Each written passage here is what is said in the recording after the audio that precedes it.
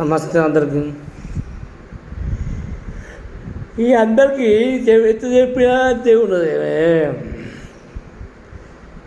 ఈ అంటల గురించి మనోళ్ళు ఫేస్బుక్లో 5,000 మంది ఉన్నారు. ఒక్కళ్ళని అంట చెప్తలేదండి. వాట్సాప్లో ఫేస్బుక్లో 1,000 మంది ఉండి లాభమైంది.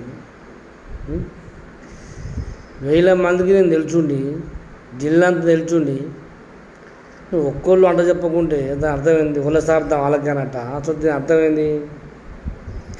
ఇంతమంది సోపుతులు ఉండి ఒక్కొక్కంటే లగ్గలు అయితే లేవే. ఊళ్ళో 1,000 మంది ఉన్నారు. అంటే సూత్తురు రైతులు కొడుతురు కానీ ఒక్కళ్ళని చెప్తారు. మీకు న్యాయం అవుతుందా అంటారు. శుక్రదేవులు లేవు, పొరుళ్ళు లేవు, పుట్టెంటుకలు లేవు, లగ్గాలు లేవు, ఏవి లేవా? వాళ్ళ సార్థం వాళ్ళకున్నట్టున్నదేమో.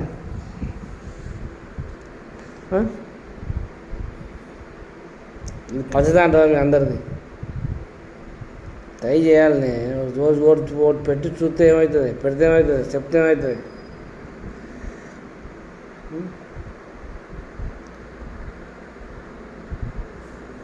అది పద్ధతి కాదు.